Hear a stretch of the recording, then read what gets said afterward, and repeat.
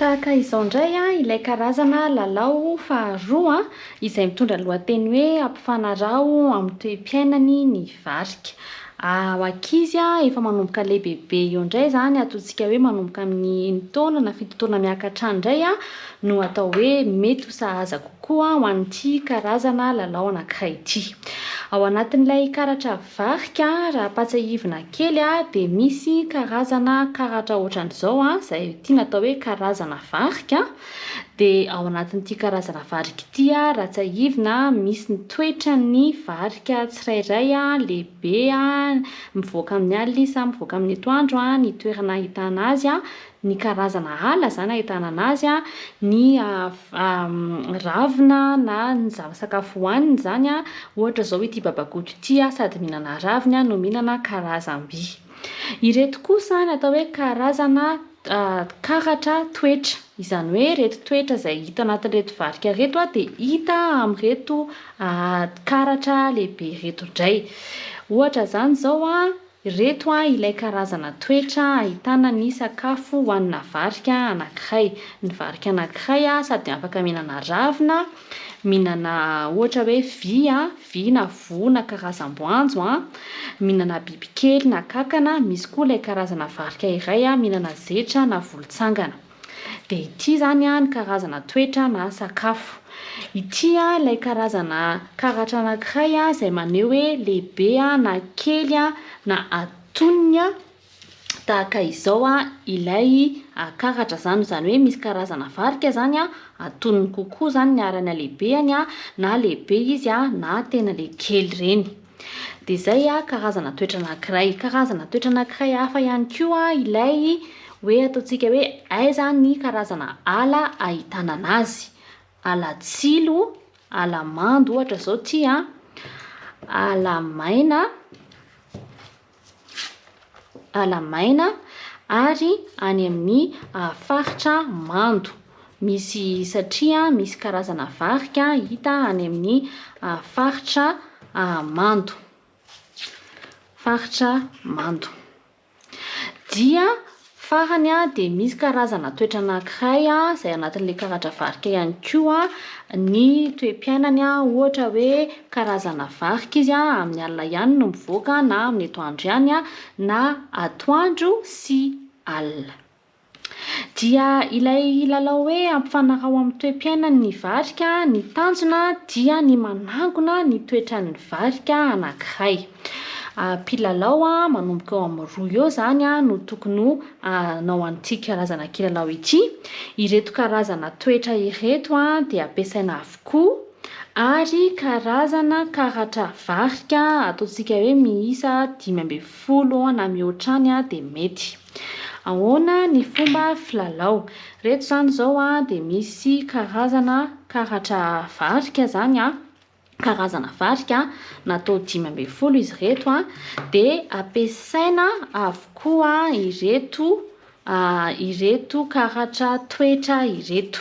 Ampatsahiviko ihany le anatin'le paquet anankiroa tahaka ity mitovy ilay ato sy ato misy karazana toetra misy an'ireto dia misy mitovy amin'ireto ihany koa ato azo ampiasaina avokoa, afangaro zany ilay paquet anankiroa. Ho alaiko reto karatra toetra ireto anaovantsika ny lalao vetivety. Alaiko izy ampafangaro dia ampiasaintsika avokoa. Rehefa izany dia pasohana tsara ny karatra. Pasohana tsara ny karatra, somary lehibebe ny karatra fa saingy tena natao fananiana mihitsy fananiana mihitsy ny mahalehibe azy satria sady fianarana no filalao. Ny mpilalao anankiray dia omena karazana varika anankitelo maka ao anatin'ity zany dia maka mitady mihitsy karazana varika anankitelo. Ohatra zany za dia manana anankiray mbola tsy izy ihany manana an'ireto karazana karatra varika telo reto ho ahy ity ilay mpilalao miaraka amiko anankiray omena karazana varika 3 ihany koa ireto ny azy. Rehefa izany dia mijery tsara ilay karazana varika zany atao ampovoany eto ity reto antotan-karatra ambiny reto moa natao hoe sabot amin'ny teny frantsay na antotan-karatra ny filazantsika azy dia ny mpilalao tsirairay dia samy mijery hoe inona daholo ilay karazana toetra tokony ho tediavina. Dia ny anankiray amin'ireo ihany no tediavina rehefa mahafeno ny karazana toetra 4 dia zay no mandresy ny lalao. Ohatra zany raisiko amin'ity izaho dia manana n'ity tsidiala ity fantatro fa kely izy mivoaka amin'ny alina hitany amin'ny alamando mihinana bibikely sy kankana izy zetra na volontsangana hoaniny ihany koa. Ilay mpilalao voalohany zany ataontsika hoe zany mpilalao voalohany dia maka manapa-kevitra zany hoe maka ao anatin'ity. Ohatra zany mahita an'ity toetra anankiray ity lehibe izy ity dia eto zany mandinika hoe ity ho alaiko ve ihany ve ity sa tsy ho alaiko.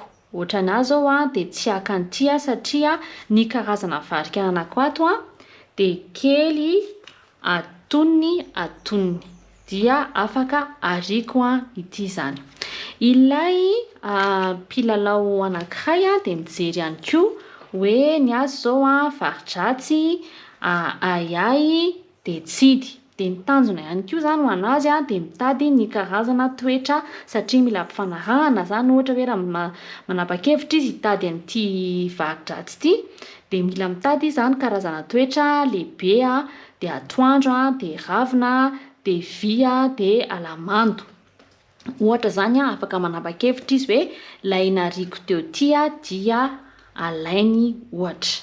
Dia lasa indray mpilalao manaraka indray ohatra zany za nahazo an'ity karazana toetra anankiray karazana karatra anankiray ity ravina. Dia eto indray zany manapa-kevitra hoe hoajanoko ve ity satria tia hanangona ny toetran'ity ataontsika hoe mbola ity tsidialy ity ihany akony. Dia eo manapa-kevitra hoe ho alaiko ihany ve izy ity sa tsy ho alaiko. Eto koa nefany misy karazana karatra hafa ihany afaka manova hevitra rehefa tena tsy hitako ilay karazana toetran'ity varika iray ity dia manapa-kevitra ho ariko ve ity sa ho alaiko dia ohatra hoe ariko ihany zany dia ilay mpilalao manaraka indray no mitady an'ilay izy. Ny amin'ny farany izay mpilalao ka mahita ohatra zany ity tsidiala ity zao tokony manana mahita zao zetra ohatra zany raha nahita an'ity zany raha mahita ihany koa ohatra hoe nahita an'ilay malamando raha ohatra nahita ohatra hoe nahita zao raha tohizantsika ilay lalao ka hoe ahoana ny fomba fandresena dia